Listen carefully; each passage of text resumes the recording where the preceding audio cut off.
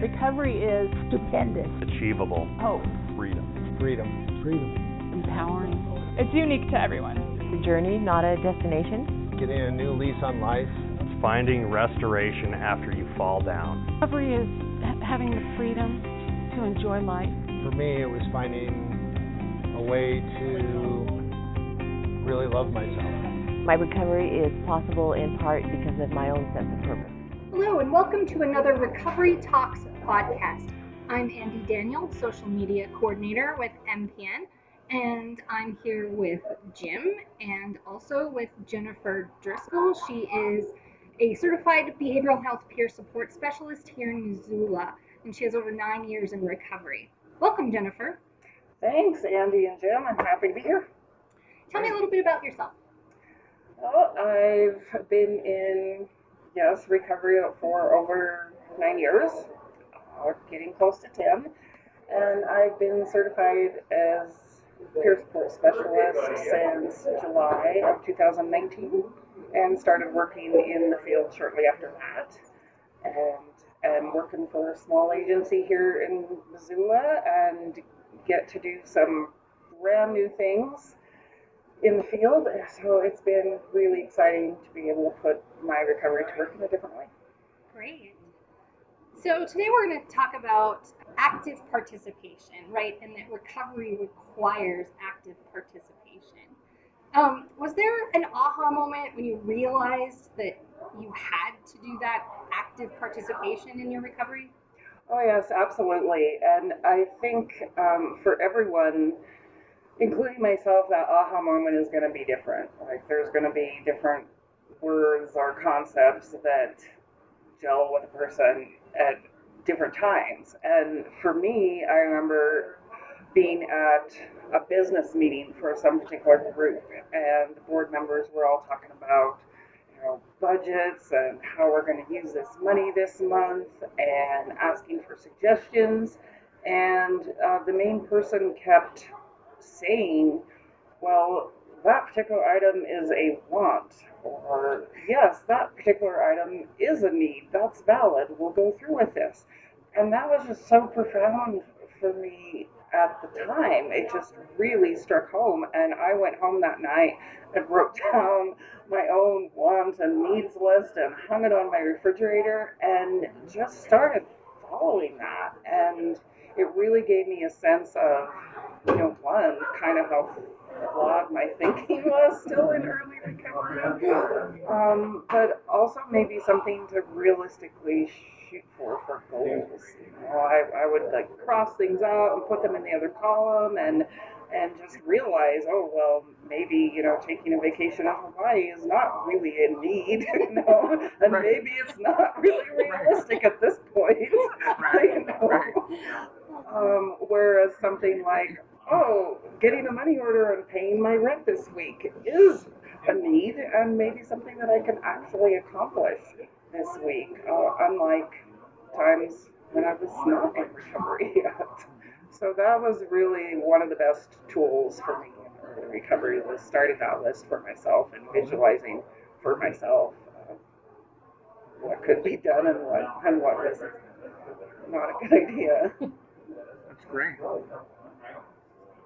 So it sounds like you didn't necessarily have a recovery plan before you had this aha moment. Is that right? Yeah, that's correct. I think the concept of having a recovery plan came much later when I actually started getting involved in the Montana Peer Network.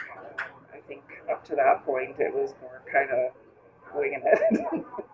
So I see the wisdom of having a recovery plan. We have that effect on people. Yeah. Do you feel like then you were able to use that wants and needs list to help you build a recovery plan? Yes, that was a very good basis. Like I said, it kind of opened my eyes to where I needed to go, so that I could build in some a safety net, accountability, and just even daily even partial daily goals that, Right. that would help keep me in action Right. all the time, or start realizing when I was taking action that might not really feel like it at first. We were talking a few moments ago, just the very act of getting up to work and hopefully being to work on time are things that I couldn't be relied on to do before I was in recovery.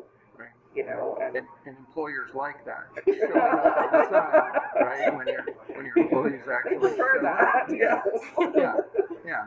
But those are common things that happen to people when they're struggling, right? Is that they're not showing up to work on time, or not even showing up to work. Right. Right? And that can have a huge impact, because then if you have disciplinary action or lose your job, or then you begin to take that personally. I'm failing. I'm not achieving those things. Right. And there's more anxiety in recovery. Right. So how has that changed from your early recovery to now? Well, I think part of it was, in early recovery, I really, really needed to surround myself with just primarily recovery people. I had to be involved in lots of different meetings. I had to have people I could be accountable to. At first, I didn't really trust myself making big decisions in my life, or sometimes even little ones. For example, one of the things that I help people with a lot in my current peer support work is, writing a resume. Maybe a lot of people just haven't really had to do that before, and so, in early recovery, that's what I had to do. I had to make sure that everything, pretty much, that I did in my life was somehow connected to people in recovery, so that I could learn how to live that way again. And I think how it's changed now is the concepts are still the same, but I can more often rely on myself. Not necessarily myself, but my ability to make good, healthy decisions. So I find the times that I'm asking for help are maybe fewer and far between, or maybe different times that I need to reach out for help. Maybe not over every little thing anymore, maybe just over some big things that might cause me anxiety. So it's a bit more independence and self-sufficiency now, but that doesn't mean that I have shirked away from still being around recovery and accountability people. It just means that I've been able to go out in the community more, with my, not necessarily with my recovery, but just go out in the community more and be present and look for opportunities to take action, like be involved in church circle, be involved in volunteering for my, favorite thing in the community, and being able to show up that way. And at first, that was too overwhelming and too scary, and I had to just keep things kind of within recovery circles. Sure. So that's the biggest way. Sounds like you gained self-confidence. Oh, and absolutely. that's what helped you. Yeah. That's a really good point. I think that's something that maybe a person themselves doesn't realize is happening until you start taking bigger actions and maybe look backward and say, hey, I just did that. Right. Where did that come from? Exactly. Right. Yeah, I mean, the idea of taking action, when we first started talking about this podcast, that really, that's something you and I, Andy, have talked about many times, and it's just so important, because I think, as an organization where we put out a lot of trainings and webinars, and people can get information, education, resources, but unless you are willing to put that into action, the impact is very little. It's very low, in my opinion, from what I observe. I think it's the people who absorb it and then take in, I'm thinking of like, Don Roberts, right? Like comes to Pierceport 101 training, gets inspired, and now he's opened a center, and they're providing services, and right? It's growing because you take action with it, and that's an important one, really important. Yeah. Yeah, I don't think I would be as connected like to the recovery movement if I hadn't had the opportunity to, as soon as I was done with PS 101, pretty much, to start with this. It was a very short period of time in there, and if that hadn't happened, I probably wouldn't be active, I guess, Right. in Right. stuff. I would have just taken the information and then Right. Which I think it happens with a lot of people. That's exactly, and I think I see that a lot because having 8 or 8+ years into doing trainings across the state, it's really easy for me to sort of I can see in the training the people that their wheels are turning. They're going to take what they're learning, put it into some kind of action, and then that begins to pay off in other ways. Whether doesn't have to be as big as starting a program, but they're absorbing it and they're thinking, how do I apply this to my life, right? And it helps them gain that self-confidence, go out and do other things and grow, and yeah. Well, I think your point of being involved in something that helped you take action, Andy, is really important, because it does give a person a sense of belonging, to be able to be a part of something bigger than themselves. But I think also alongside that is the importance of having good examples.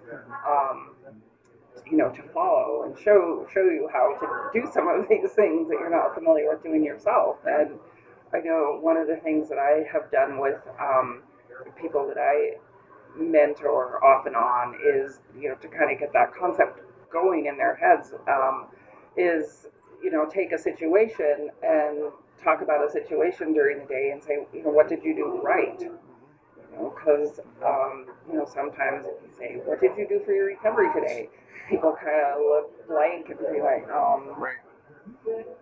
don't know. Right. But if you break it down a little further, say, for example, a person has children and are trying to get them dressed for school and say, well, what did you do right in that situation? Well, I didn't yell at my kids, and we made a game out of it, and we all ended up being out the door on time. Right. It depends on the person and the situation, but you can find things like that where pointing out to whoever you're talking to the little actions that they already take can help build that sort of response and recognition in yourself. Yeah, Jim and I have actually talked about this several times. About there are times when just getting out of bed is enough. That's a good recovery step. I'm going to get out of bed every day. Right. Exactly. Yes. Sometimes that's absolutely enough for all that a person could do. Absolutely. Very early on, you're right, Andy. We've talked about this on previous podcasts, and one of the things for me is every day getting up, taking a shower, and putting on clean clothes. And that comes from very early days in my recovery, where before that wasn't always happening, but I wasn't even conscious of that being part of my wellness. And this habit of just every single day, just getting up, taking a shower, and putting on clean clothes, brushing my teeth, combing my hair, that stuff. Because when you're not well, that's not happening consistently. And just being in that habit, and now 20-some years later, I'm still doing that same habit, and it serves me really well and helps me feel fresh and, for the new day. Yeah. Sort of like let go of the past kind of thing, today's a new day. and just simply making yourself important for the day. Like, I am important enough to take care of myself in these little ways. Yeah. And then those small steps can lead into the bigger things, like you and building your self-confidence, right? So now I've gotten up every day for a week, and I wasn't doing that before. What is the next thing I can do? Right. Exactly. Right. Yeah. I think that building that self-confidence and self-awareness, but still having people that you can be accountable to is helpful, because then you also learn how to recognize your own body cues as to when just getting out of bed is all you can do, versus when you can push yourself a little bit more, or also versus when am I being a tiny bit of a baby here about a situation? When am I living in anxiety and fear, and how can I get out of that? I think all three of those scenarios are valid. Yeah, absolutely. Can we go back to something you said in the beginning about the wants and the needs list, and Andy, you made that comment about the recovery plan, because I think like we do PS 101, and we teach like more of a formal sort of plan, and we say it in class. We say, look, your plan can look like anything, but we don't do anything other plans. We kind of stick with this formal, or people take wellness recovery action planning. That's a very formal program. But it's interesting, this just making the wants and needs list. Can you talk a little more about that? Oh, sure. Like, give some specific examples. Well, I guess for me, I used the example that I had just come back from fresh, at a business meeting. Like, they were looking at budgets and what you needed to purchase for that month. And so perhaps for me, it started out that way, like, okay, I have this check coming in, and what do I need to do with it? How am I going to use this money? So thinking about a budget, perhaps not strictly doing one, but I could utilize the wants and needs list that way. Like, paying rent on time is probably a pretty high up there need. A need. So that I don't want to. Right. Yes. Yes, exactly. I'd rather go to Hawaii. And it was, maybe sometimes along with that, the realization of, before I was in recovery, I used the money for rent as things that I wanted, not that I needed, and then that caused other troubles in my life. So if I want to have a smoother path in recovery, I can learn to use my wants and needs list a little more responsibly. Like maybe going to a movie that just came out. Maybe going to Star Wars is not exactly a need, but more of a want. Exactly. And maybe I can keep it on my list for the next week and the next paycheck. I don't necessarily have to ignore that altogether, but I have to realize that there might be other things that come ahead of that. And that was just kind of a learning experience in recovery too, because I think so many of us are so selfish and irresponsible financially. I know I was, and so it took some time for that to stick in. Yeah. Well, I think it's part of it is it's just awareness that, like that example. Okay, I have this paycheck, but you're not thinking, well, I need to pay my rent, and I need to pay my cell phone bill, and I need, right? You're just like, hey, I'm getting a paycheck. You're just like, right? And you're not really thinking of it that way, and I like that. I mean, I really like that. We may borrow that for our training. We're doing an introduction to recovery training, right? That's we're doing a whole bunch of them, but we have one coming up here, and I'm thinking about maybe mentioning that when we talk, because there is a section where we ask people, do you have a recovery plan? And some people will say yes. Yeah. You know, they've gone to rap or whatever, and they, yeah, I got one, or advanced directive or something. But I'm wondering if that would be, you know, if you had half the room doesn't, you could do a very quick, like, did you draw yours out? Did you like make a line on a piece of paper and say wants, needs? Is that Oh, how you did absolutely. yours? And then I'd cross stuff out and be like, oh, whoops, that doesn't belong there. I need to cross it out and write it in the other column. Move it over. Yeah. Oh, yeah, it was constantly changing, updating, and getting a new piece of paper. But yeah, that visualization really helped the awareness in, you know, where I was still being a little bit flawed in my life. Sure. Now, did you put it up somewhere where you would see it?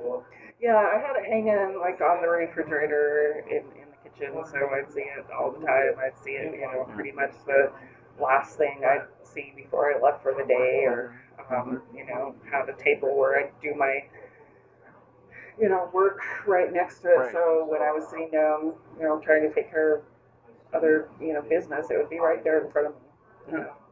That's great. No, I love this. This would be a really good way to visualize that if you don't want to do an advanced directive, or if rap isn't what you want to do. This is like Just starting this is like an aha moment for me now. Because I'm like, wow, good way to start a recovery plan. Well, it was so simple, whereas, you know, something like, oh, make a budget just sounded so overwhelming, and I had no idea how to start. So this was just something that really made sense in the beginning that I could follow. And I think that's part of the key too, is what will you do that you will actually follow through with. Yeah. That's the action piece, right? And then when we talk about the stages of change, right, and somebody's, you know, contemplating, do I want to do this or not? Okay, maybe I want to do it. You make a plan. That next one, which is the action, which is what you're talking about, that's the one where people fall off. It's really easy in a training or a workshop or a webinar to go, yeah, that's a great idea, Jennifer. I'm going to do that, you know, right? And you might even write some notes down. Exactly, right? But if you don't put that into practice, it goes nowhere. And I say this all the time. I mean, people, they come, they get our binders or handouts, and then they go home, and it goes under the bed or in a shelf. Yeah, and you never see it again. Poof, it's like just, you know. I mean, it's that action. You have to be motivated to take it to the next level, which is the action piece, and that reminder on your fridge, or, you know, the bathroom, or on your phone, or whatever, right? Yeah, and you talk a lot about accountability too, and having other people in your life to help hold you accountable, right? So tell me a little more about how other people have influenced you or helped you. Right. Well, you know, I was pretty active in some of the 12-step groups in early recovery. So that was, you know, for me, kind of a solid basis of learning. But I think it's also me just learning that awareness of who are good, solid people, whether or not they are in recovery. You know, who shows up to work, who shows up for their friends, who has a really cool job, who does cool things in the community, like who do I want to be like a little bit, you know, who do I want to learn from? And so, you know, for me it was a little bit of a mixture, you know, certain friends or former colleagues, plus people that I'd met in various recovery circles. I do kind of remember having a really good gal friend who was we were sort of each other's venting friend.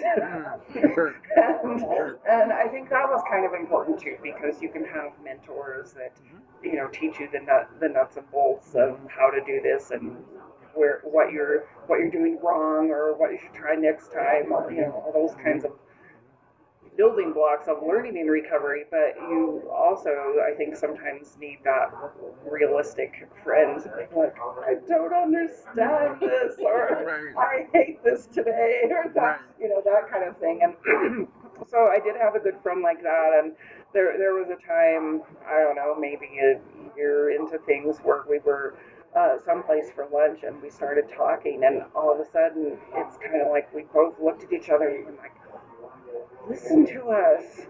We sound so grown up. When did that happen?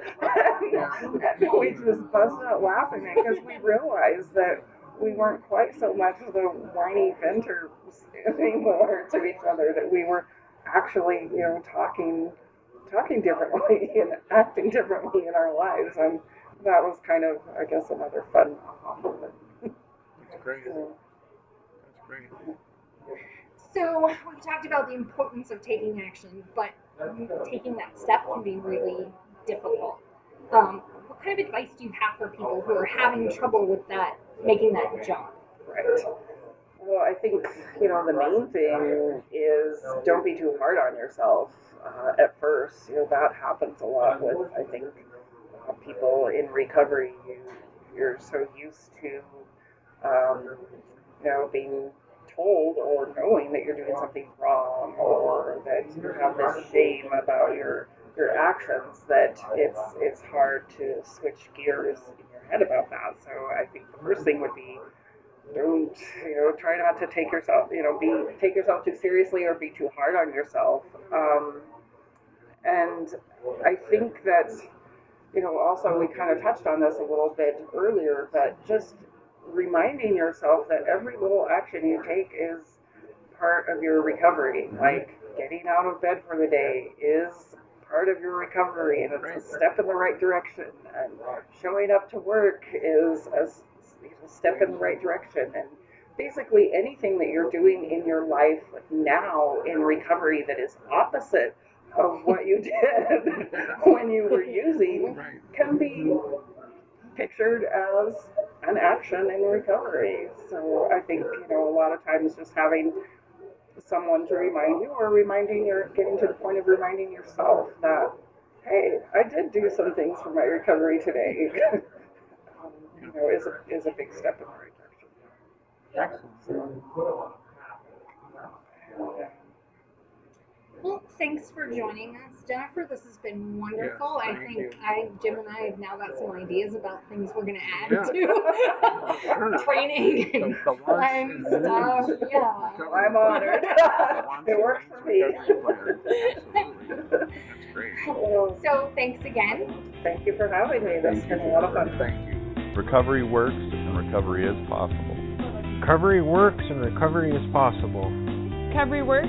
Recovery is possible. Recovery is possible. Recovery works and recovery is possible. Recovery works and recovery is possible. Recovery works and recovery is possible. Recovery is possible.